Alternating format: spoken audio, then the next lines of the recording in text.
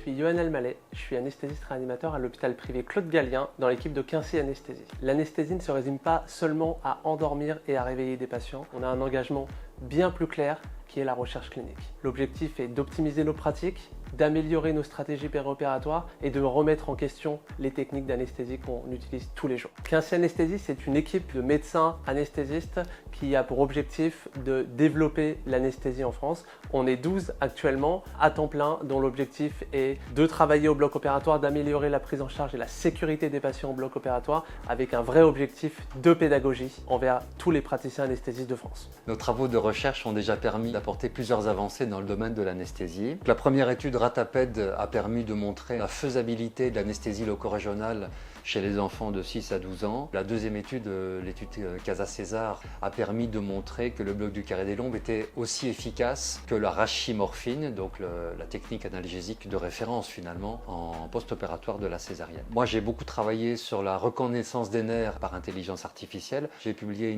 un article qui montre un petit peu une évaluation finalement de ce qu'on appelle la segmentation nerveuse, c'est-à-dire la reconnaissance des nerfs par intelligence artificielle, ses limites, ses potentiels, son développement, comment l'évaluer. Dans notre service, 2 études de recherche clinique sont actuellement en cours et qui sont consacrées à l'orthopédie. La première étude est consacrée à l'anesthésie loco-régionale périphérique pour la chirurgie arthroscopique de l'épaule.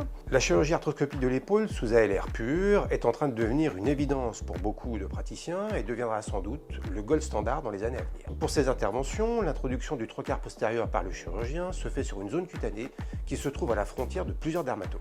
Les nerfs responsables de l'innervation de ces dermatomes sont anesthésiés par la combinaison du bloc interscalénique et du bloc du nerf supraclaviculaire, mais un autre ne l'est pas. Il s'agit d'une zone innervée par le nerf intercostobrachial issu de T2. Notre étude consiste à délimiter la cartographie de la zone cutanée anesthésiée par la combinaison de ces 2 blocs et d'évaluer l'intérêt d'une anesthésie locale complémentaire dans la zone de trocar postérieur, appelée soft point.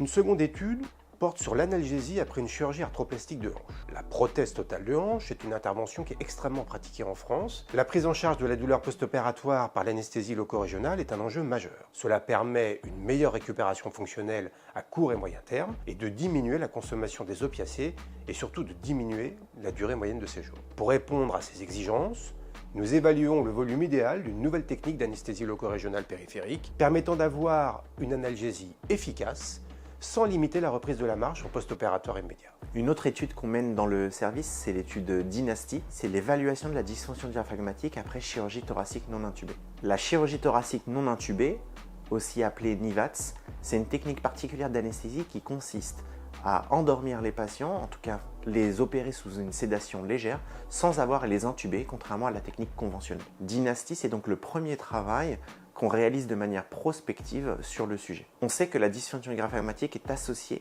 à une augmentation du risque de complications post-opératoires et notamment de complications pulmonaires. L'hypothèse de ce travail, c'est que la NIVATS pourrait réduire le risque de dysfonction diaphragmatique post-opératoire après chirurgie pulmonaire. On pourrait ainsi diminuer le risque de complications post-opératoires. Quels sont nos projets futurs? L'objectif est d'anticiper l'anesthésie de demain. Remettre au goût du jour l'analgésie des hémorroïdectomies.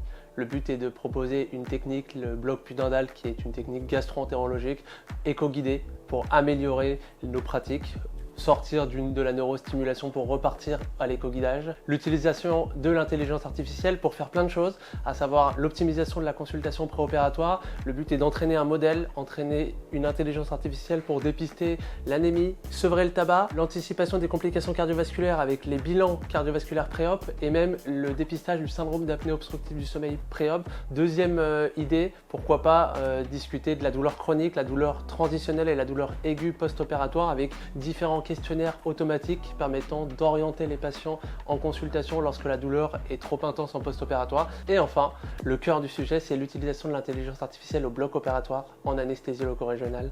Chez Quincy Anesthésie, la recherche clinique n'est pas l'affaire de quelques praticiens, c'est l'affaire de toute l'équipe.